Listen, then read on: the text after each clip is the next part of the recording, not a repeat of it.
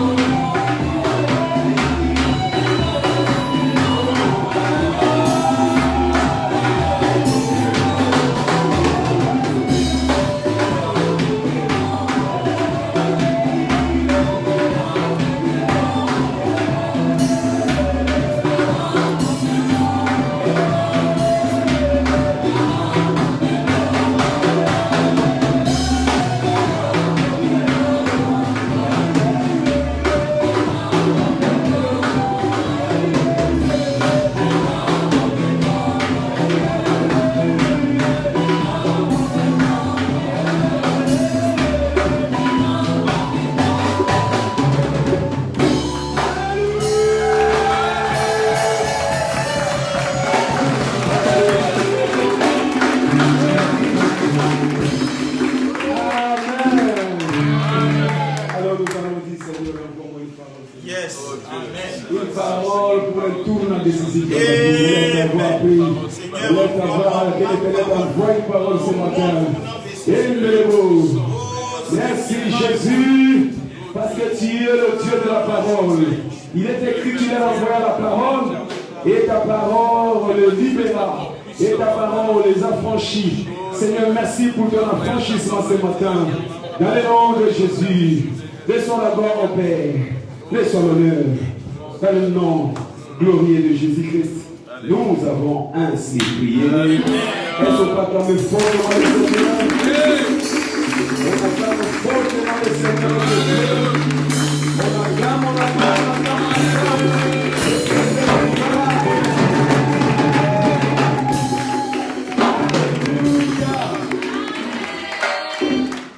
Yes, prenez place aussi. Amen. Nous allons commencer cette journée de la parole par un très bon message, une annonce. Nous nous approchons petit à petit, malgré les circonstances, vers Silo. Est-ce pas qu'on est fortement le Seigneur? Et la bonne nouvelle ce matin, c'est que notre cible prophétique de Silo 2020 a été annoncée. Silo 2020, renverser les barrières. Je disais Silo 2020, renverser les barrières. Toutes les barrières de ta vie seront renversées en Silo 2020 au nom de Jésus.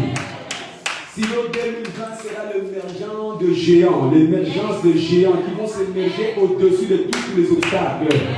Quelles que soient les montagnes qui sont devant toi, tu seras plus grand que ces montagnes au nom de Jésus. Amen. L'Éternel te donnera l'autorité, la supériorité, la domination sur tout obstacle devant toi au nom de Jésus. Silo sera donc une plateforme d'émergence de géants pour renverser toute forme de montagne. Qu'il en soit ainsi. Amen. Alors nous allons commencer à prier par rapport à cette cible prophétique.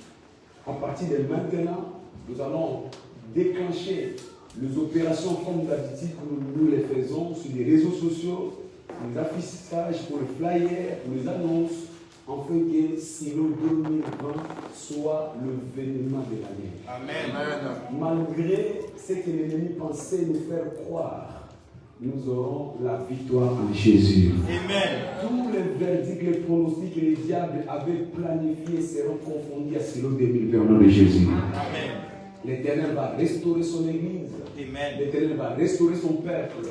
Amen. Et cela est tiré de notre livre de l'évangile de Jean chapitre 14, verset 12. La Bible déclare, si vous croyez à moi, vous ferez les choses que je fais. Vous ferez même de plus grandes choses.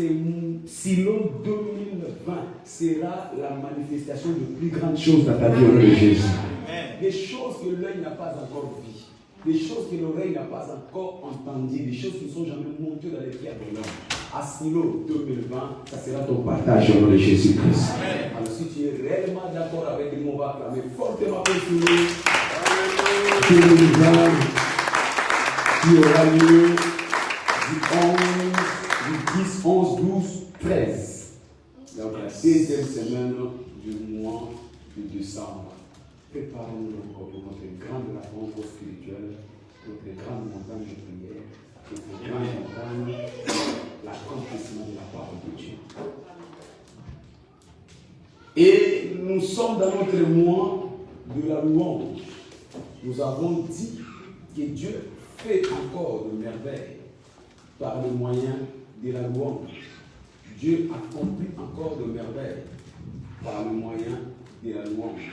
Le Dieu que nous servons n'a pas encore fini de faire, d'agir. Je voulais dire à quelqu'un ce matin que l'échec, c'est quelque chose de déplorable. L'échec, c'est quelque chose de malsain. L'échec, c'est quelque chose qui apporte la confusion, la honte, l'humiliation, le mépris. L'échec, c'est quelque chose qui apporte le remords, des questionnements. Qu'ai-je fait qu'il ne fallait pas que je fasse? L'échec te donne à être inutile. Tu deviens inutile de toi-même, inutile pour la société, inutile pour la communauté, l'échec. Et cela est le partage, le vécu de beaucoup d'entre nous qui, à un moment donné dans leur vie, ils se rendent compte qu'ils ont tout essayé, ils ont tout tenté, mais il n'y a pas de solution à leurs problèmes. Il n'y a pas d'issue favorable à leur situation. Il n'y a pas de bons rapports. Ils ont travaillé pourtant. Ils ont transpiré pourtant. Ils ont essayé pourtant. Ils ont cherché pourtant. Mais la finalité, c'est l'échec. Tel est le vécu de plusieurs parmi nous. C'est pour cela que nous servons le Dieu de la louange. Parce que dans la louange, il y a une puissance. La puissance de la louange nous donne à nous en sortir de toutes les situations difficiles. Amen. Alléluia. Écoutez, ce matin, partout où tu étais dans la honte, je vois Dieu transformer ta honte à la gloire dans le nom de Jésus-Christ. Ce matin, partout où tu étais en larmes, je vois Dieu le transformer en réjouissance et en cri d'allégresse dans le nom de Jésus-Christ. Ce matin, partout où tu étais confondu, abattu, je vois Dieu t'accorder un témoignage spectaculaire dans le nom de Jésus-Christ. Par le moyen de la louange. Parce que dans la louange, il y a la puissance. La puissance de la louange, c'est la puissance de Dieu. Quand nous louons Dieu, nous déclenchons la puissance. Il y a une puissance dans la louange. Et cette puissance, c'est la puissance de Dieu pour renverser, pour revirer, pour tourner les choses à notre avantage, pour tourner les choses à notre faveur. Il y a une puissance de Dieu. La Bible nous dit l'homme ne triomphera pas par sa puissance. C'est par la puissance de Dieu. Bien-aimé, ce qui t'avait dépassé à cause de la loi de ce mois-ci, Dieu va les transformer à ton avantage dans le nom de Jésus-Christ. Les combats impossibles, les combats difficiles de ta vie, Dieu va les tourner à ton avantage ce matin dans le nom de Jésus. Alléluia. Parce que dans la louange, il y a la puissance de Dieu. Partout où il y a la puissance de la louange, il y a la puissance de Dieu pour te délivrer. Il y a la puissance de Dieu pour te restaurer.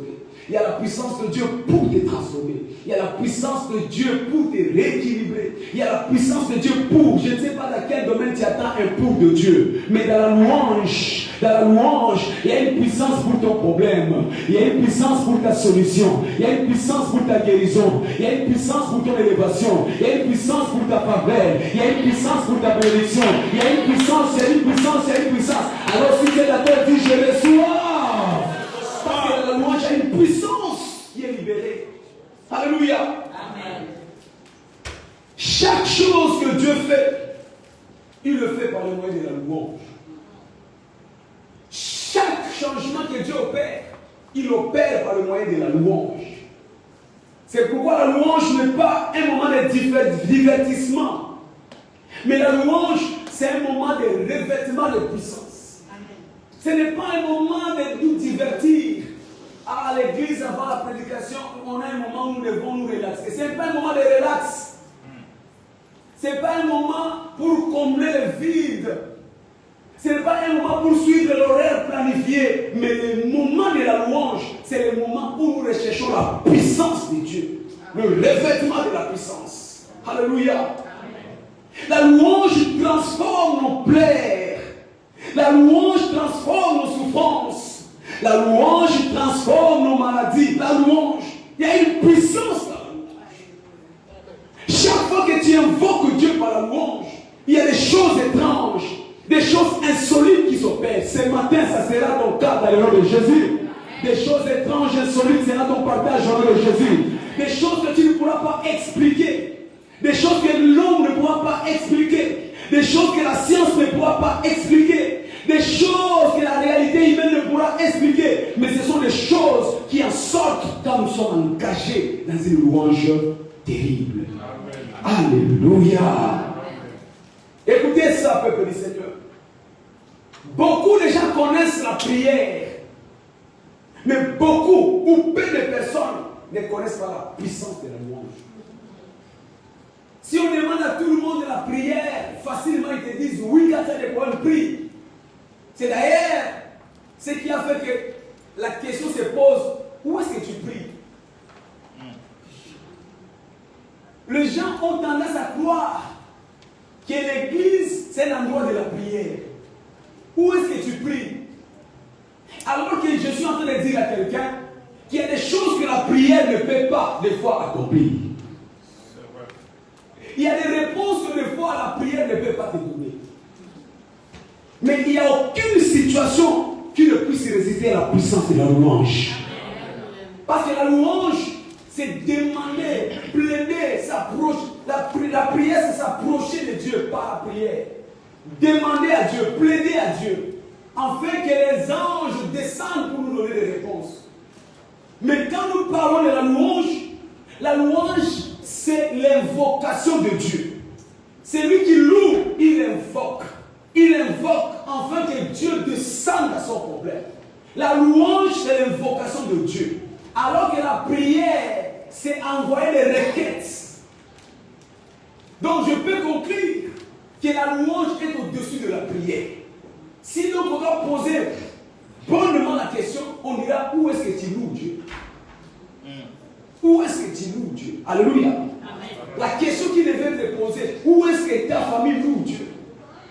Où est-ce que toi tu loues Dieu? Parce que la louange c'est la globalité.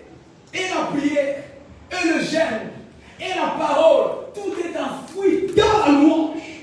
Est-ce que quelqu'un me comprend? Quand tu as besoin de la parole, tu peux aussi avoir besoin de la prière. Quand tu ajoutes de la prière, tu peux encore avoir besoin du jeûne.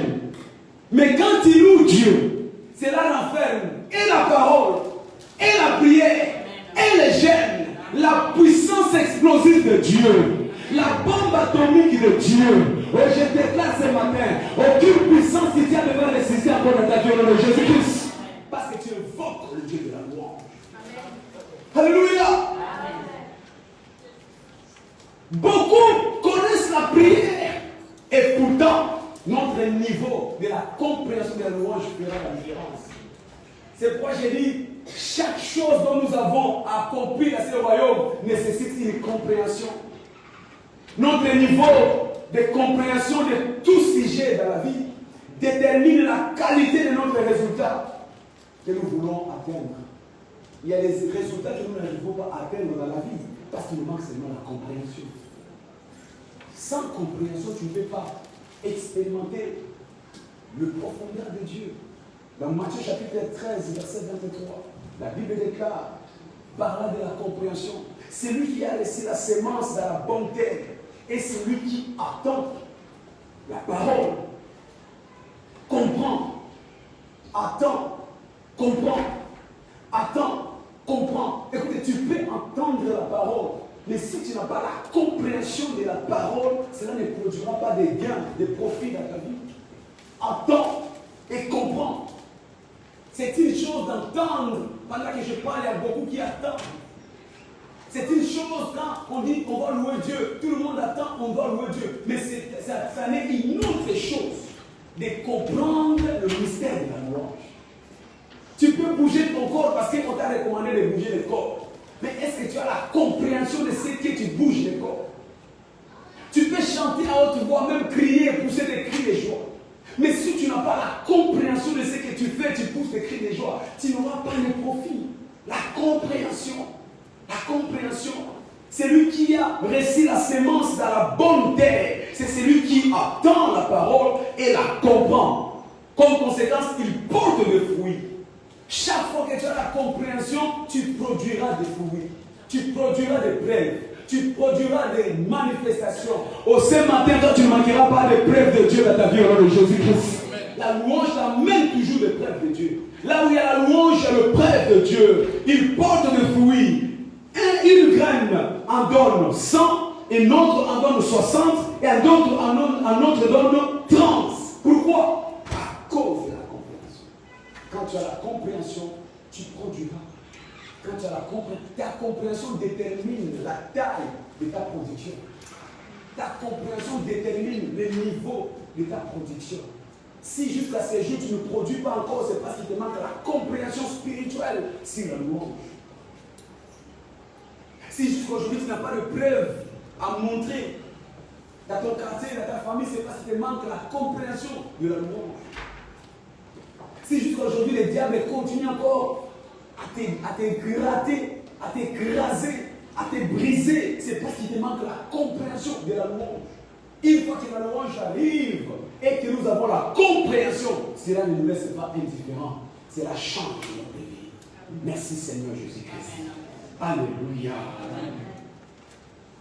Tu vois, et l'autre reçoit 100, l'autre reçoit 60, l'autre reçoit 30. Quel est le variable de tous ces trois cas? Le variable se situe au niveau de la compréhension. Plus forte sera ta compréhension, plus forte sera tes résultats. Moins sera ta compréhension, moins seront tes résultats. C'est ça qui fait la différence. La compréhension est donc la clé pour une vie triomphante. Tu veux avoir une vie triomphante, tu veux sortir de l'échec, tu veux aller escalader des dimensions supérieures, monter de lieu en lieu, tu as besoin de la compréhension. C'est la compréhension qui nous produit la clé d'une vie triomphante. Ce matin, je vois les échecs abandonnés dans le nom de Jésus. Ce matin, je vois tous les combats que les hommes ont amenés échouer dans le nom de Jésus. Par la compréhension. La compréhension est notre source de témoignages dans le royaume. Amen. Tu veux avoir les témoignages. Depuis que tu as commencé l'année, tu n'as aucun témoignage. Janvier, aucun témoignage. Février, aucun témoignage. Mars, aucun témoignage. Laisse-moi te dire, tu n'es pas venu accompagner quelqu'un dans ce monde. Je disais que toi, tu n'es pas venu accompagner quelqu'un dans ce monde. Il est temps que les gens aussi commencent à voir le témoignage de Dieu dans ta vie. Dieu t'a créé pour le témoignage. Alléluia. Je disais que ta vie a été créée pour le témoignage de Dieu. Notre Dieu n'est pas un gaspilleur d'énergie. S'il t'a créé, c'est pour que par toi, sa gloire soit visible. Mais jusqu'à ce jour, tu n'as pas la gloire de Dieu. Pose-toi des questions. Il te manque la compréhension. C'est la compréhension qui nous introduit dans le monde de témoignage, dans ces royaumes. C'est pourquoi l'apôtre Paul est non averti. C'est donné à la prière pour ses disciples. Alors que tout le monde priait pour le bien matériel, lui priait, attendez bien, lui priait pour la compréhension. Il y a un livre d'Éphésiens, chapitre 1, verset 17 à 18. Éphésiens. Écoutez que l'apôtre Paul dit. Moi je prie afin que le Dieu de notre Seigneur Jésus-Christ, le Père des gloires, vous donne un esprit de sagesse et de compréhension dans sa connaissance. Il priait pour que ses disciples, il priait pour que l'Église ait la compréhension, parce qu'il avait compris que sans la compréhension, l'Église sera toujours victime. L'Église sera toujours dans les liens. L'Église ne jouera pas les témoignages. Moi je prie afin que le Dieu de notre Seigneur Jésus-Christ, le Père des gloires, vous donne un esprit de sagesse et de compréhension dans sa connaissance, et qu'il illumine les yeux de votre cœur pour que vous sachiez quelle est l'espérance qui s'attache à son appel, quelle est la richesse de la gloire de son héritage qu'il réserve aux saints. Cette année, tu ne manqueras pas ton héritage au nom de Jésus-Christ. Mais c'est par le moyen de la compréhension qu'il illumine les yeux de votre cœur. Les yeux, pas les yeux, mais les yeux du cœur, les yeux de la compréhension, les yeux de la révélation, de commencer à comprendre pourquoi j'ai fait ceci. Seigneur, aide quelqu'un à comprendre ce matin. C'est que je ne suis pas. Alléluia. C'est pourquoi la louange, aussi simple que ça paraît, est faite par la compréhension. Et quand la louange est engagée avec compréhension, cela produit des tournants spectaculaires, des tournants surnaturels. Cette année, tu ne manqueras pas un tournant dans ta vie dans le nom de Jésus-Christ. Psaume 47, verset 7. La Bible déclare: louez l'Éternel avec compréhension. Louez-les. Mon âme loue l'Éternel, c'est bien. Mes mains acclament le Seigneur, c'est bien. Mon corps bouge pour l'Éternel, c'est bien. Mais faites-le avec compréhension. Ne le faites pas par formalisme. Ne le faites pas par habitude. Ne le faites pas par coutume. Parce que dans notre église, il y a un moment où on loue. Moi aussi, je vais louer. Mais faites-le avec compréhension. Amen. Frère, Tu ne chantes pas pour un spectacle. Mais quand tu chantes, tu invoques ton Dieu pour avoir un tournant décisif. Vous savez, chaque divinité nécessite une invocation. Quand tu passes chez les féticheurs, ils invoquent leur Dieu de la façon.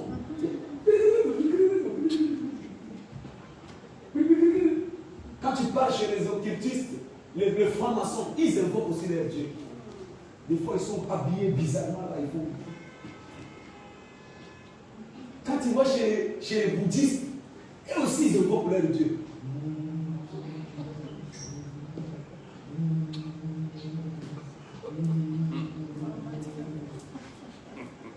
Alléluia. Mais quand tu viens dans la maison du Seigneur, nous, on invoque notre Dieu par la louange. Quand tu loues Dieu, c'est un signal pour Dieu que je suis invoqué quelque part. Alors ce matin, parce que tu as loué Dieu, je vois Dieu descendre en vitesse dans ta vie au nom de Jésus. Et toutes les montagnes s'aplatir devant toi au nom de Jésus-Christ. Parce que la louange, c'est l'invocation de notre Dieu. Merci Jésus. Alors, quelques domaines qui s'opèrent dans la louange. Quand nous louons Dieu, qu'est-ce qui s'opère dans notre vie? Quelle est la dimension que nous apporte la louange? Nous reconnaissons premièrement que la louange est la porte d'accès à une moisson surnaturelle. Une moisson surnaturelle. Tu as besoin de moissonner? C'est pas la louange. Écoutez, peuple du Seigneur. Beaucoup de personnes savent comment donner. Mais beaucoup de personnes ne savent pas comment recevoir. C'est facile de donner. Mais pour recevoir, il y a un problème. Tu vas rencontrer des gens, ah j'ai donné.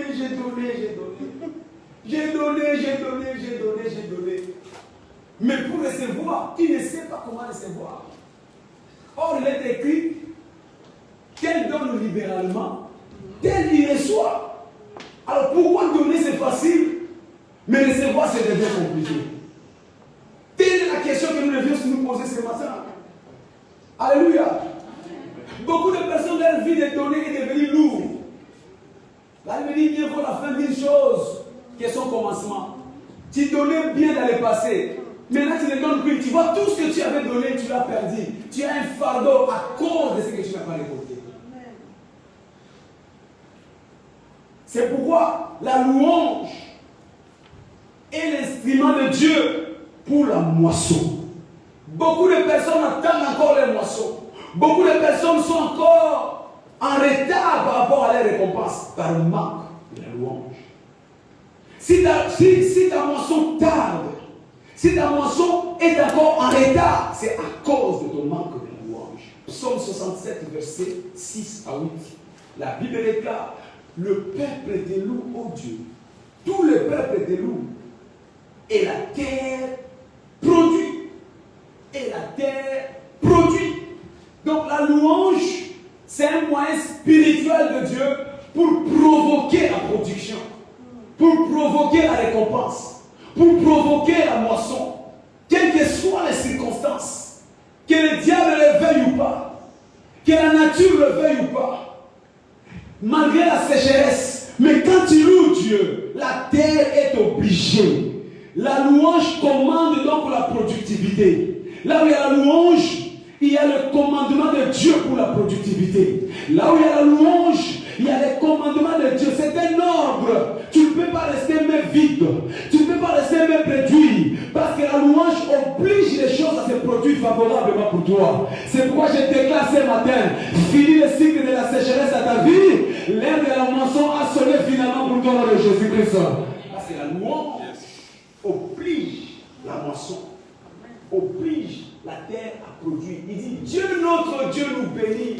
C'est la bénédiction de l'Éternel qui enrichit. Oh, peuple du Seigneur, il n'y a aucun homme qui peut te bénir sur la terre. Il n'y a que Dieu qui détient le monopole de ta bénédiction. C'est la bénédiction de l'Éternel qui enrichit. Mais comment vient cette bénédiction? Quand nous louons Dieu. Quand tu loues Dieu, il te donne la bénédiction. C'est pourquoi je déclare ce matin, tu ne sortiras pas vide dans le nom de Jésus-Christ. Il dit que les nations les craignent. Quand Dieu te bénit, les nations doivent te craindre. On les connaissait hier pauvres. On les connaissait hier sans domicile fixe. On les connaissait hier sans papier. On a connu hier un homme inutile. Mais qu'est-ce qui s'est passé? Les gens vont commencer à trembler pour ce que Dieu fera dans ta vie. Ça sera ton cas dans le nom de Jésus-Christ. Les gens veulent dire à quelqu'un, n'abrège pas ta vie par le désespoir. Tu as un Dieu qui s'appelle le Dieu de la bénédiction. Loue-le seulement. Il obligera la terre, il obligera la bénédiction à venir vers toi. Alléluia. La louange transforme donc la sémence en récolte. C'était une sémence, mais quand tu loues Dieu, l'Éternel, le Dieu de la moisson, le transforme à une récolte. Cette année, tu l'achèveras avec récolte au nom de Jésus-Christ. Tu vas récolter dans tous les aspects que tu avais sémés. Amen. Notre Dieu, ce n'est pas un Dieu qui oublie les souvenirs. Amen. Tout ce que tu as fait, tout ce que tu as déjà accompli, Dieu ne l'oubliera jamais. Mais ces mois-ci, provoque la louange. La louange va provoquer le rappel de Dieu dans ta vie. Amen. Tous tes antérieurs, tous tes antécédents de la donation que tu avais fait, Dieu va le rappeler pour toi par ces mois de louange et il te fera un rappel au nom de Jésus-Christ. Amen. Mais le murmure, par contre, bloque la production. Ne sois pas un homme de murmure. Ne murmure pas. Quand tu as donné, ne murmure pas. Même si tu n'as pas encore vu, ne murmure pas. Parce que chaque murmure vient, en fait, assécher la sémence. Le murmure détruit notre sémence que nous avons sémée. Alléluia. Dans 1 Corinthiens chapitre 10, verset 10, la Bible nous dit, ne murmurez point comme murmuraient quelques-uns d'eux qui périrent par l'extermination. Ils ont été exterminés. Tu vois, le murmure extermine la sémence. C'était des milliers de gens qui sont sortis en Égypte. Mais il n'y a que deux qui sont entrés. Pourquoi? Parce que les autres ont été exterminés. Le murmure extermine. Ne murmurez pas comme murmuraient quelques-uns d'eux qui périssent par l'exterminateur. L'exterminateur vient seulement voir là où il y a le murmure. Tu vois pourquoi tes affaires ne progressent pas? Parce qu'il y a trop de murmures. Tu vois pourquoi ta vie ne s'épanouit pas? Parce que l'exterminateur localise les murmures. Partout où il y a des murmures, c'est un signal d'appel. Satan, je suis ici, viens me dévorer. Ne murmurez pas. Alléluia. Amen. Joël chapitre 1, versets 11 à 12. La Bible déclare dans le livre de Joël, chapitre 1, quand nous lisons le verset 11 et le verset 12e,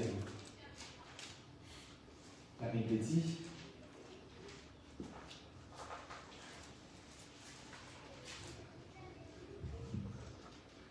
les champs sont ravagés, la terre est attristée, car le bleu sont détruits, le mou est tari, l'huile est desséchée. Les laboureurs sont consternés, les vignerons gémissent à cause du froment et de l'orge, parce que la moisson des champs est perdue. La vigne est confise, le figuier languissant, le grenadier, le palmier, le pommier, tous les arbres des champs sont flétris. Pourquoi? La réponse, la joie a cessé parmi le Fils de l'homme. Quand il n'y a plus la joie, il y a la sécheresse. Parce que là, il n'y a pas la joie, c'est là qu'il y a le murmure. Quand tu murmures, c'est la sécheresse. Quand tu murmures, c'est là la consternation. Quand tu murmures, cela amène la confusion. Quand tu murmures, cela amène le flétrissement. Des gros mots, permettez-moi, mais c'est la Bible. Il y a des gens dont leur vie est flétrie. Vous savez, quand on parle de flétrie, c'est quoi? Sèche. Sans vitamines. Il y a des gens qui sont sans vitamines spirituelles. Quand tu regardes comme ça, chrétien, et tu regardes sa vie, aucune vitamine. Alléluia. Tu ne dégages rien. Tu n'attires même pas. Tu ne donnes même pas envie aux gens de venir prier. Au contraire, tu es celui qui décourage les gens de venir à l'église. Si c'est pour devenir comme toi, je préfère ne plus venir dans vos églises. Tu sais pourquoi? Parce que la joie a cessé. Tu n'as plus la joie. Tu chasses la moisson. tu n'as plus la joie, tu repousses l'intervention, la main de Dieu dans ta vie. Ma prière ce matin est que tu puisses te ressaisir. Alléluia. Amen. Et que tu puisses te ressaisir. Philippiens chapitre 4, verset 4. La Bible déclare, réjouissez-vous toujours dans le Seigneur. Amen. J'insiste, il le dit 2 fois. J'insiste, réjouissez-vous. Donc c'est un commandement spirituel majeur pour expérimenter la moisson de la vie. Réjouissez-vous toujours, en n'importe quelle condition, en n'importe quelle situation, Amen. Quelles que soient les réalités, Amen. Réjouissez-vous toujours. Amen. Alléluia. Amen. Une de mes filles m'a posé la question hier. Il dit, pasteur, tu parais triste. J'ai dit, je ne sais pas si je suis triste. Je ne peux jamais céder à la tristesse, quelles que soient les choses qui m'entourent. Bien aimé, la tristesse ne t'apportera rien dans la vie. Même si c'est de la tristesse, qu'est-ce que tu vas changer? La tristesse, c'est le siège du diable. Ce matin, je le vois injecter de ta vie au nom de Jésus-Christ. Amen. Ne laisse jamais le diable venir s'asseoir sur ta vie par la tristesse. Quand tu es triste, dis-toi que Dieu ne plaît avec toi. Et si Dieu ne plaît avec toi, qui va changer ton problème? Je préfère être dans les problèmes avec mon Dieu qu'être sans problème avec le diable. Est-ce que vous me comprenez? Amen. Je préfère être dans les problèmes avec mon Dieu qu'être sans problème avec le diable. Parce que ça sera seulement éphémère. Dans peu de temps, il va vraiment me consommer intégralement. Mais mon Dieu, c'est mon Père. Amen. Tout problème qui m'arrive, c'est pour sa gloire. Amen. Il dit toutes choses concourent au bien. Amen. Pourquoi cet homme est-il aveugle? Il dit cet homme est aveugle pour ma gloire. Bien aimé, si tu as un problème, c'est pour la gloire de Dieu. Je disais que si tu as une maladie, c'est pour la gloire de Dieu. Je disais que si tu es rejeté aujourd'hui, c'est pour la gloire de Dieu. Toutes choses concourent au bien de ceux qui aiment. Amen. Alors ne laisse pas la tristesse venir mettre le diable comme voix dans le cœur, dans ta vie. Deutéronome 28, verset 47 à 48. La Bible déclare, la livre de Deutéronome, chapitre 28. Quand nous lisons le verset 47, verset 48, on dit, pour n'avoir pas au milieu de l'abondance de toutes choses servi l'Éternel, ton Dieu, avec joie et de bon cœur, tu serviras au milieu de la faim, de la soif, de la nudité, de la disette, de toutes choses. Quels ennemis que l'Éternel enverra contre toi? Il mettra un joug de fer sur ton cou jusqu'à ce qu'il te détruise. Ça ne sera pas ton partage au nom de Jésus. Qu'est-ce que nous voulons dire? Nous voulons dire tout simplement que servir Dieu ne garantit pas la récompense. Mais c'est quand on sert Dieu avec joie que cela te garantit la récompense. Amen. Il y a beaucoup de personnes qui servent Dieu. C'est vrai, je te vois servir Dieu. Mais est-ce que tu le sers avec joie? Ou tu le sers avec humilité? Le variable, c'est l'humilité. Le variable, c'est le manque de la joie. Tu vois, là où beaucoup de personnes échouent dans leur vie, croyant qu'ils sont en train de servir Dieu. Mais ceux qui ne savent pas, ceux qui servent Dieu avec l'ennemi, tu bloques la récompense de Dieu sur ta vie. Tu dois te souvenir que donner est considéré comme service. Amen. Amen. Donner. Il y a beaucoup de personnes qui ont donné. Nous sommes en train de parler pourquoi tu ne moissonnes pas. Tu as donné à Dieu. Parce que donner à Dieu, c'est servir Dieu. Il y en a qui ont donné à Dieu, mais sans joie. Tu as donné à Dieu avec une murmure. Tu as donné à Dieu avec beaucoup d'hésitation. Et Dieu ne voit pas ce que le main donne, mais Dieu voit ce que le cœur donne. Amen. Dans Malachie chapitre 3, verset 10, il dit apportez dans la maison du trésor vos dîmes et vos offrandes. Donc c'est un commandement de Dieu. Dieu veut que tu apportes cela. Ce n'est pas un homme qui l'a demandé, mais c'est Dieu qui l'a demandé. Et il dit au verset 17, ils m'appartiendront. Quand est-ce que tu appartiendras à Dieu? C'est quand tu donnes ta dîme, quand tu donnes ton offrande, quand tu donnes tes actions de grâce. À ce moment-là, tu appartiens à Dieu. Et il dit au verset 18, et vous verrez la différence entre ceux qui me servent et ceux qui ne me servent pas. C'est quand tu le fais avec joie. La différence de Dieu viendra dans ta vie quand tu le fais avec joie. C'est là où il y a la joie que Dieu met la différence. Et vous verrez la différence. Et vous verrez la différence entre ceux qui me servent et ceux qui ne me servent pas. Et vous verrez la différence. Alléluia. Et vous verrez la différence. Alors pose-toi la question ce matin. Est-ce que tu es dans les camps de ceux qui font le service de Dieu avec le jour pour recevoir la moisson? Ou tu es dans les camps de ceux qui font le service de Dieu malgré? Parce qu'il y en a qui le font malgré. Il y en a qui donnent malgré. Il y en a qui gênent malgré. Il y en a qui bougent, qui dansent malgré. Mais Dieu voit la joie du cœur. Pas le mien. Amen. Dans Psaume 16, verset 11, il dit: Tu me montreras les sentiers de la vie. Quand? Parce qu'il y a l'abondance de joie. Nous avons besoin de Dieu pour nous conduire dans notre lieu de destinée. Nous avons besoin de Dieu pour nous faire sortir du piège de l'ennemi. Nous avons besoin de Dieu pour changer notre situation. Mais quand? C'est quand nous avons la joie. Tu me montreras les sentiers de la vie, car il y a l'abondante joie à ta présence. La présence de Dieu est attirée par la joie. Tu as besoin de Dieu pour sortir de ces problèmes. Tu as besoin de Dieu pour te montrer le chemin. Tu as besoin de Dieu pour choisir la vie où tu seras établi. Tu as besoin de Dieu pour ton mariage. Tu as besoin de Dieu. Tu as besoin de Dieu. Tu as besoin de Dieu. Mais pour que Dieu vienne te montrer cette voie, c'est quand tu as la joie. C'est quand tu as la joie. C'est quand tu as la joie. Alléluia. Amen. Deuxième domaine qui s'opère après la louange. La croissance surnaturelle. La croissance surnaturelle dépend de la louange. Il y a des gens qui sont devenus des nains spirituels qui ne croissent pas, des pygmées. Un pygmée, écoutez, Dieu ne nous a pas appelés pour rester des pygmées. Il dit des centaines juste comme une lumière resplendissante qui va de croissance à croissance. Proverbe 4, 18. Tu ne peux pas être de Dieu et rester pygmée. Pygmée matériel, pygmée financier, pygmée dans la maturité, pygmée dans la sagesse, pygmée, ta vie toujours dans l'échec. Tu n'es pas un pygmée. Vous connaissez les pygmées? Peut-être qu'il y en a qui ne connaissent pas les pygmées. Les pygmées sont des gens qui s'il est grand, ça fait 1,20 m.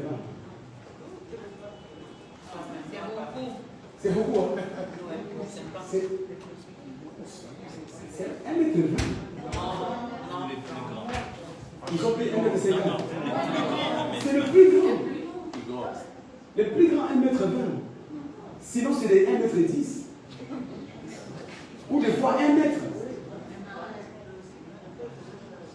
Est-ce que vous imaginez ça? Un homme spirituel qui est comme pygmée. Alors que Dieu nous a appelés, nous sommes l'émergence des géants. Nous sommes les géants. Alléluia. Et mais, si tu veux croître spirituellement, tu as besoin de la louange. Dans Jérémie chapitre 30, verset 19. La Bible déclare: du milieu d'eux s'élèveront des actions de grâce, et je le multiplierai, ils ne diminueront pas. Quand tu es un homme de louange, il faut que tu sois un homme de louange. Du millier d'eux s'élèveront de louange. Du millier d'eux s'élèveront de louange. Du millier d'eux. Quand tu es un homme de louange, l'Éternel te multipliera. L'Éternel t'élèvera et tu ne diminueras plus. Pourquoi? Parce que la louange provoque la croissance spirituelle, la croissance surnaturelle, la croissance spectaculaire. Alléluia. Amen. Dieu nous multiplie, Dieu nous élargit quand nous nous engageons dans la vie de la louange. Je suis venu dire à quelqu'un ce matin, peu importe la taille que tu occupes, spirituelle, financière, matérielle, mais la louange fera que Dieu t'élargisse cette année dans le nom de Jésus-Christ. La louange nous élargit, la louange nous augmente, il nous fait croître surnaturellement par le mystère de la louange. Alléluia. Amen. Quand tu loues Dieu, Dieu transforme ton manque en surplus. Quand tu loues Dieu, Dieu transforme ta sécheresse en lieu d'abondance. Quand tu loues Dieu. Dans 1 Thessaloniciens chapitre 5, verset 18, la Bible déclare: rendez grâce à toutes choses, car c'est à votre égard la volonté de Dieu. Alors, quel que soit ce que tu traverses, rends grâce à Dieu. C'est la volonté du Seigneur. Tout ce qui t'arrive, les échecs, les obstacles, les combats, les injustices, rends grâce à Dieu, car ça c'est la volonté de Dieu. Rendons grâce à Dieu. Rendons grâce à Dieu. Tu veux une croissance surnaturel, rend grâce à Dieu malgré les combats. Ça, c'était le mystère que Christ nous a montré dans le livre de Jean, chapitre 6. Quand nous lisons les versets 5 à 11, il fut un moment où Jésus, après avoir annoncé la parole de Dieu, il y avait beaucoup de personnes qui attendaient, enfamées. Les enfants commençaient à pleurer. Et Jésus se retourna à Philippe. Il dit, Philippe, allez chercher à manger pour ces gens. Mais lui, Jésus savait ce qu'il fallait faire au verset 6. Mais au verset 7, écoutez la réponse de Philippe. Seigneur, même si on prenait Carrefour, Auchan, comment vous nous donnez à manger à tous cette multitude? Alléluia. Mais laisse-moi te dire qu'il y a toujours des Philippe spirituels dans la vie. Qui, au lieu de voir la même puissance de Dieu dans leurs problèmes, ils voient toujours l'échec dans les problèmes. Il y a toujours des Philippe spirituels. Et ils voient seulement l'impossibilité dans les situations. Philippe a dit au verset 7, il dit, le pain qu'on aurait pour 200 deniers ne suffirait pas pour que chacun en réussisse un peu. Impossible, Seigneur. Même si on faisait les miracles, impossible, on ne peut pas nourrir ces gens. Je vais dire à quelqu'un, rien n'est impossible à notre Dieu. Ton problème n'est pas impossible à notre Dieu. Y a-t-il quelque chose qui soit étonnant à notre Dieu? Il n'y a rien qui lui soit étonnant. Le médecin, on dit, c'est impossible, ça c'est le Philippe. L'administration française a dit, c'est impossible, ça c'est le Philippe. Ton banquier a dit, c'est impossible, ça c'est le Philippe. Il est temps que nous puissions boucher nos oreilles au Philippe. Autour de nous, il y a toujours des Philippe. Ton mari peut être ton Philippe. Je suis désolé pour le mari, ta femme peut être ton Philippe. Tes enfants peuvent être tes Philippe. Alléluia. Tu viens avec une vision. Ah non, ça c'est trop dangereux. C'est des plans de risque inutiles. Alors que là, tu veux que je mette la WC ou quoi? Oh. Mais on oublie que tu es le grand Dieu. Que Dieu contrôle le ABC. Alléluia. On dit Abraham a été béni à l'âge avancé. Pourquoi tu t'arrêtes? Qui t'a dit que c'est fini pour toi? Tu n'es pas encore prêt pour aller au garage. Amen. Je parle à quelqu'un. Si biologiquement la médecine te dit que tu es déjà prêt pour le voyage du garage, mais la Bible nous dit même à l'âge avancé, il porte encore des fruits. Je dis que toi tu porteras encore des fruits. Comme j'ai vu une femme, on lui a dit que dans 40 ans tu peux être enceinte. Parce que tu peux avoir facilement à accoucher des mongols. Oh! Qui es-tu pour me donner ces instructions-là? Le Dieu qui a permis que je sois enceinte là, est-ce qu'il est fou? Alléluia. Amen. Si Dieu a permis que je sois enceinte, moi je crains Dieu, je sais que Dieu me donnera un bon bébé. Amen. Alors il est temps que tu puisses fermer tes oreilles aux Philippe. Les Philippe sont là pour te montrer l'incapacité, l'impossibilité, l'impuissance. Merci Jésus. Alléluia. Mais après que Jésus les ait demandés, on nous dit, un des disciples venant dit, Seigneur, j'ai un enfant ici qui a 2 poissons et 5 pains. 2 poissons et 5 pains. Quelle folie! Plus de 5000 personnes. Toi, tu viens parler de 2 poissons et de 5 pains. Bien aimé, si tu veux connaître le Dieu de la louange, c'est dans des conditions impossibles qui s'est manifesté. Amen. Amen, amen, amen. Si tu n'es pas encore dans des conditions impossibles, c'est que le Dieu de louange n'existe pas. Il faut qu'il y ait des équations irrésolvables selon la mathématique. On regarde comme ça, mais c'est incompatible. 5000, 5 pains. 5000, sans compter les femmes et les enfants, 5 pains. Mais à ce moment-là, a fait appel à l'intervention de Dieu de louange. Le Dieu de louange descendit. La Bible dit que Jésus-Christ a rendu grâce. Il dit, Père, je te loue. Yes. Quand seulement il a rendu grâce, la Bible nous dit, les 5 pains se sont multipliés au-delà de 5000. Je déclare ce matin, Dieu va te multiplier dans le nom de Jésus-Christ. Amen. Finis l'équipement que tu avais dans ta vie spirituelle. Alléluia. Tu ne seras plus pygmée spirituel. Tu deviendras la solution de l'humanité dans le nom de Jésus-Christ. À cause de la louange. À cause de la louange. Alléluia. 1 Thessaloniciens, chapitre 5, verset 18. Rendez grâce à toutes choses. Rendez grâce à toutes choses. rendez grâce à toutes choses. Actes des Apôtres, chapitre 2, verset 47. Même concernant l'Église, pour la croissance de l'Église, tu as besoin de rendre grâce à Dieu. On dit, louant Dieu et le Seigneur ajouté chaque jour. Et le Seigneur ajouté chaque jour. Quand tu loues Dieu, Dieu t'ajoute.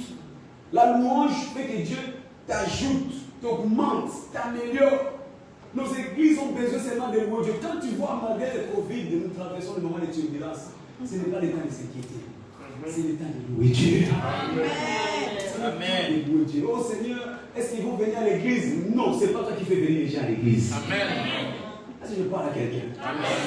Quand on nous annonce à BFM TV, à LSI, que le Covid est en train de se parcourir partout dans les métros, toi continue à louer Dieu. Amen. C'est Dieu qui amène la croissance à l'église. Amen. Je parle à quelqu'un? C'est Dieu qui amène. Il est temps que l'église commence plutôt à louer Dieu qu'à s'inquiéter de ce qui ne fait pas à l'église. Il louait Dieu, Actes des Apôtres 2,47. Louant Dieu et le Seigneur ajoutait chaque jour à l'église ceux qui étaient sauvés. Comment? Par la louange. Lorsque vous louez Dieu, Dieu vous élève. Lorsque vous louez Dieu. La louange, je considère ça comme le levier spirituel. Tu peux avoir un peu de farine. Il suffit de jeter le vide à cette farine-là. Laisse-les coucher le lendemain. La marmite est pleine. Qu'est-ce qui s'est fait? Le vide a provoqué la croissance, la multiplication. Donc la louange, c'est notre levier spirituel. Là où il y avait peu de choses, Dieu va l'agrandir. Dieu va le multiplier. Mais retenez ceci. Rien ne peut s'élever sans la louange. Tu as donc le choix, soit de louer Dieu ou de ne pas le louer. Rien ne peut grandir sans la louange. Tu as le choix, soit de le louer ou de rester pygmée. Dieu, rien ne peut se développer, rien ne peut se produire avec murmure. Tu as le choix, soit de murmurer ou de louer Dieu. Habakkuk chapitre 3, verset 17 à 19. Il dit, toutefois, je me réjouirai. Amen. Toutefois, je me réjouirai. Alléluia. Amen. Troisième chose, la louange provoque des percées surnaturelles. Quand il n'y a plus d'espoir, quand le diable te ferme toutes les portes, attends-toi à louer Dieu. Dans Psaume 22, verset 3, 4, il dit Dieu habite au milieu des louanges. Là où il y a la louange, c'est là où Dieu habite.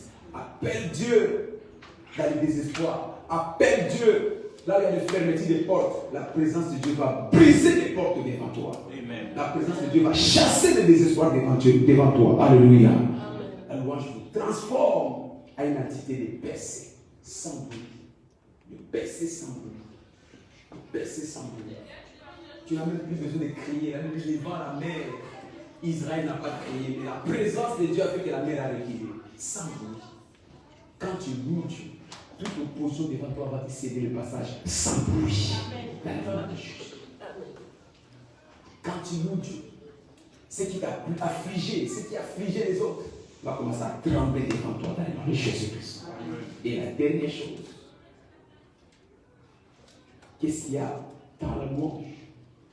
La louange nous transporte dans notre autoroute pour les hauts niveaux, pour les hauts lieux. Quand tu es un homme qui loue Dieu, la louange te transporte sur ton autoroute des hauts lieux. Il y a des adresses élevées qui t'attendent. Il y a des hauts lieux qui t'attendent. Alléluia. Tu n'as pas été appelé pour des petits niveaux, mais tu es un homme, une femme de hauts lieux. Mais pour accéder à ces niveaux, c'est par la louange. Habakkuk 3, 17, 19, il dit toutefois, je me réjouis à l'Éternel de mon salut et il me fait marcher dans le lieu élevé, les hauts lieux. Quand tu loues Dieu, il te fait marcher dans les hauts lieux. Il te fait quitter la bassesse. Il te fait quitter l'endroit de la médiocrité. Il te transporte dans les hauts lieux. Jérémie 30, verset 19, il dit et ils ne seront plus méprisés. Quand tu loues Dieu, il t'enlève dans le mépris. Tu ne seras plus méprisé par les hommes. Tu ne seras plus méprisé par ta famille. Tu seras plus méprisé par la société parce que Dieu te place sur ton autoroute des hauts lieux. Alléluia. Ce matin, je vois quelqu'un qui va quitter la petitesse pour les hauts lieux dans le nom de Jésus. Quelqu'un qui va accéder dans la révérence. Les gens te verront, vont commencer à te révérer. Parce que la louange te place à ton haut lieu. Alléluia. La louange te place à tes hauts lieux. La louange a pris David dans la forêt et l'a placé dans le palais. Il te place dans les hauts lieux. Hauts lieux. L'endroit où tout le monde a envie. L'endroit où tout le monde a besoin d'être. Ça sera ta place. Au nom de Jésus. Ce matin, c'est notre culte d'onction d'huile. La livre d'Ésaïe, chapitre 45, verset 1.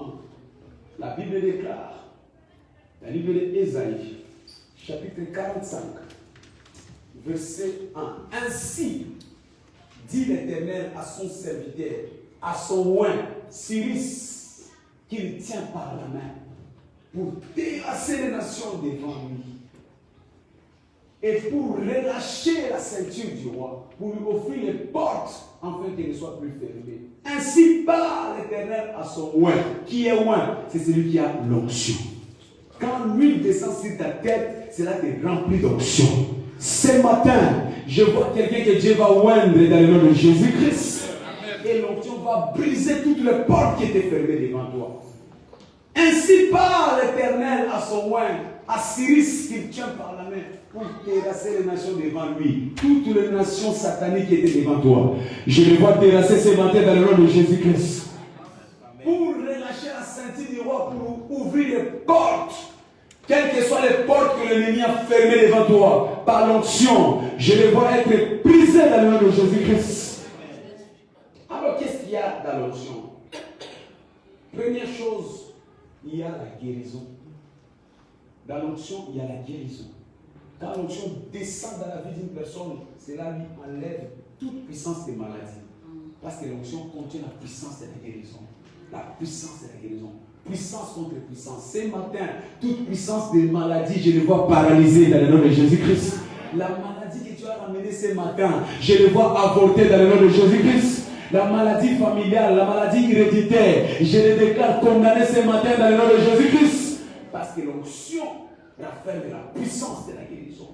Jacques chapitre 5, verset 15. Quelqu'un parmi vous est-il malade? Qu'il aille consulter les anciens qui vont loindre Dieu. La prière faite sur lui guérira le malade. Parce que tu as dit Amen. Je te vois guérir ce matin de Jésus. Qu'est-ce qu'il y a dans l'onction deuxièmement? Le pouvoir de percer de Dieu. Dans l'onction, il y a le pouvoir de percer de Dieu. Il dit, ainsi parle l'Éternel à son oint, Cyrus, qu'il tient entre ses mains, pour détruire les nations, pour provoquer l'ouverture des portes. Donc, quelles que soient les portes éternelles qui étaient fermées par l'onction ce matin, je les vois briser dans le nom de Jésus-Christ. L'onction pulvérise les portes devant toi. Là, il y a l'onction de Dieu, aucune porte ne peut résister. Aucune porte, aucune porte. Les portes du chômage, les portes de célibat, je les vois briser ce matin dans le nom de Jésus-Christ. Parce que l'onction contient la puissance pour le percer de Dieu. C'est l'air de ta percée sans bruit. L'Éternel t'introduira dans les témoins sans bruit au nom de Jésus-Christ. Par l'onction. Par l'onction. Par l'onction. Troisièmement, qu'est-ce qu'il y a dans l'onction? Dans l'onction, il y a le pouvoir de destruction des jours. Amen. Quel que soit le jour que l'ennemi t'a imposé, ce matin, je le vois détruit au nom de Jésus-Christ. Ésaïe chapitre 10, verset 27. Il dit, et le fardeau sera détruit par l'onction. Et le joug sera détruit par l'onction. Quand l'onction se manifeste, c'est la destruction des jours. Tout fardeau que le diable t'a imposé cette semaine, ce mois-ci, cette année, ce matin, je le déclare détruit dans le nom de Jésus-Christ. Par l'onction de Dieu. Alléluia. Alors nous allons prier ce matin. Tu as dit, Seigneur, quelle onction de ce matin transforme ma vie. Amen. Quelle onction de ce matin provoque une porte surnaturelle ouverte. Quelle onction de ce matin entraîne la fin de toute confusion. que l'onction de ce matin abroge la méchanceté que l'ennemi m'a affligée. Si tu es d'accord avec moi, lève-toi là où tu es et commence à prier. Seigneur, merci pour l'onction de ce matin. Commence à prier pour l'onction de ce matin. Demande à ce que Dieu te visite par son onction ce matin. Que l'onction de Dieu vienne pour ta transformation. Qu'il transforme tout ce que l'ennemi a déposé dans ta vie. Lève ta voix et demande la transformation de ta vie ce matin. Seigneur, merci parce que l'onction de ce matin, l'onction de ce matin va détruire tous les jours de l'ennemi. Rico Sotori Abrasata Rabaraba. Indolobo Sheparakata. Bien-aimé, déclare à ce que l'huile de ce matin transforme toute forme de méchanceté de l'ennemi sur toi. Seigneur, merci. Parce à la rencontre avec ton onction, la vie change, la vie change, la vie change. Indolobo Sheparakotori Abasada. Tu prends ta bouteille d'huile. Ouvre ta bouteille d'huile. Présente devant le Seigneur et je vais prier. Seigneur, dans le nom de Jésus, je change la nature de cette huile. Je déclare que cette huile soit une huile sainte. Tout est sanctifié par ta parole. Tout est sanctifié par ta parole. Je déclare que cette huile devienne une huile sanctifiée dans le nom de Jésus. Et que le surnaturel soit le résultat. Et que le surnaturel soit le résultat dans le nom de Jésus. Tu prends une portion et tu mets sur ta tête. Commence à prier. Commence à déclarer. Déclare maintenant tout ce que tu as dit. Commence à le déclarer par l'onction. Que l'Éternel transforme ta vie.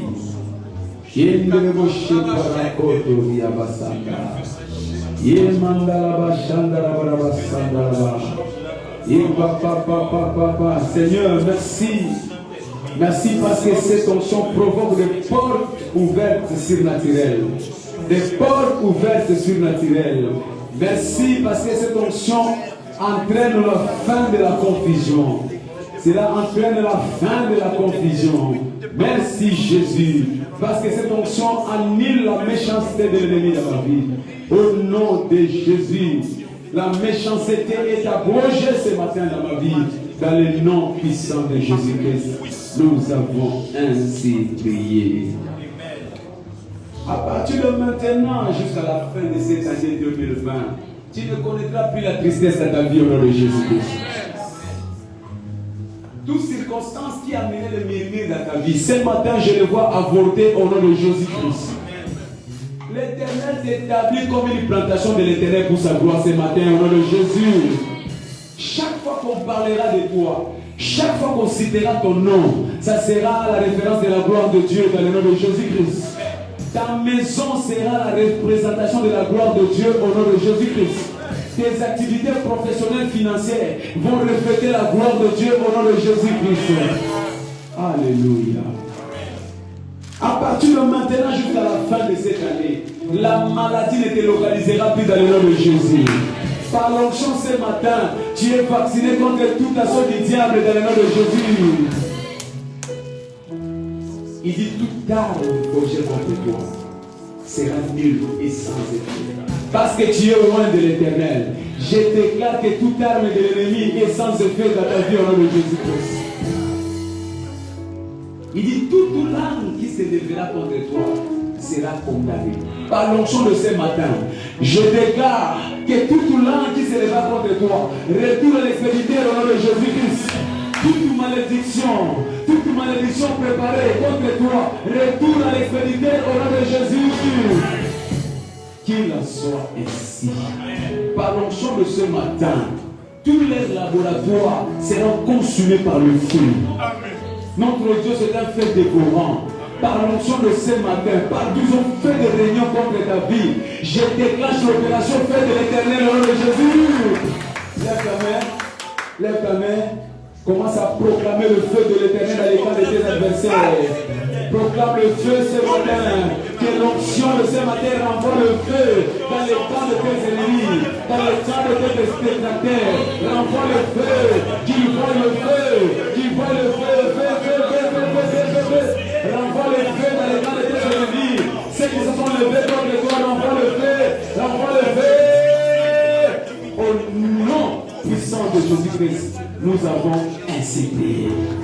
Quelqu'un a été béni ce matin. Amen. Alors, 2 minutes seulement de louange.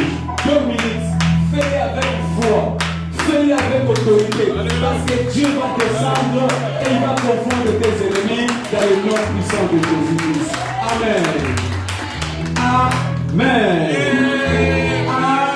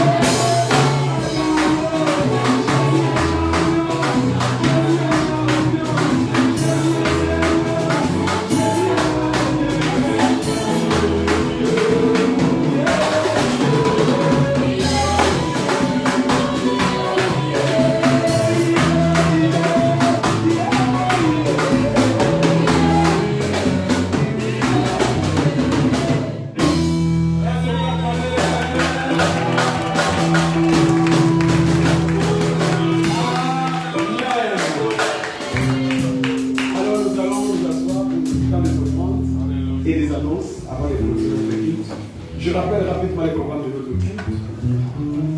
On a annoncé le couvre-feu. Et il y en a qui se posent des questions. Est-ce qu'on doit changer nos habitudes? Je ne sais pas ce que toi tu penses. Mais pour moi, on va annuler le culte de mercredi, n'est-ce pas? Non. Si tu veux qu'on annule, tu te présentes. Hein? Pour moi, on doit pas annuler le culte de mercredi. Parce que le culte commence à 18h30. On finit à 19h30. On a 2 heures ou 1 heure et demie pour rentrer à la maison. Même si on habite à Melun. Mais, même si on est à Melun, à 1h30, on va arriver quand même. Mais on n'a pas de raison d'annuler. Si on allait jusqu'à 20h, là, ça peut poser problème. Parce que 20h à 21h, c'est quand même juste. Mais on dit 19h30, on a 1 heure seulement pour prier, louer, partager la parole. Amen. Est-ce qu'on doit fermer pour dans la maison de Dieu? C'est un piège de l'ennemi. Vous allez remarquer que depuis qu'on est parti du confinement, les gens qui sont rentrés, tous ne sont pas rentrés. Dites Amen. Amen. Tous ne sont pas rentrés. La plupart des gens sont encore chez eux à venir. Pourquoi? Parce que les diables a laissé son coup. Et si on accepte encore d'annuler le culte de mercredi, ça veut dire que non, là vraiment, toute l'église ne viendra plus. Et c'est ce que nous voulons. Nous n'allons pas fermer la maison. Au contraire, nous devons amplifier la prière. Amen. Mercredi, nous allons venir, nous allons prier au finir à 19h30. C'est ainsi que nous allons chasser ces Covid. Vous savez, le gouvernement est déjà dépassé par ces événements. c'est le moment où l'église doit se lever pour donner la solution à l'humanité. Alors, si toi qui es église, tu restes encore à la maison parce qu'il y a couvre-feu, dans le monde est perdu. Alléluia. Tu es le Jésus de cette génération pour donner la solution à l'humanité. Donc, mercredi, nous sommes là à partir de 18h30. Tu es le bienvenu, un jeûne de prière. Et nous continuerons à 19h30 pour que nous soyons rentrés avant de venir à la maison. 1 heure seulement. Si tu estimes que tu ne peux pas venir, ok, les réseaux sociaux sont là. Tu vas nous suivre à la maison. Mais je t'assure que ce n'est pas bénéfique. Parce que la communion fraternelle, tu ne l'as pas. C'est l'un des 4 piliers de la foi. La prière, la louange, fraction de pain et la communion fraternelle. Donc nous devons être ensemble pour nous communiquer nos imparfaits. Amen. Donc, mercredi, nous comptons sur toi pour venir dans notre culte de la semaine. Dimanche prochain, ça sera notre dernier culte du mois. Le culte d'action de grâce. Viens rendre grâce à Dieu parce qu'il n'a pas permis que ta famille soit affectée par cette maladie. Amen. Et quand même, loin de ta famille, quelqu'un a été touché, mais ça fait ricocher, cela est retourné. On n'a pas enterré dans notre église, dites Amen. Dieu est bon. Dieu est bon. Alors revenons pour nous dire merci ce dimanche. Amen. On va rendre grâce à Dieu, on va danser, on va célébrer avec des sifflets. Le papa va emmener des sifflets, les mamans vont emmener des pannes. Nous allons danser comme nous savons bien les faire. Donc, viens avec toute personne de ta famille, ne reste personne à la maison, venez, nous allons célébrer. Alléluia. Amen. Et pour finir, nous allons parler de Silo. Amen. Nous avons dit que les 11, les 12, les 13, 14, 11 ou 14, ça sera Silo 2020. Amen. Amen. Est-ce qu'on va acclamer pour Silo 2020? Que le diable le veuille ou pas, il y aura Silo 2020. Et notre silo est intitulé renverser les barrières. Tous les barrières de Covid seront renversées cette année au nom de Jésus-Christ. Qu'il en soit ainsi. Alors nous allons nous lever avec nos offrandes.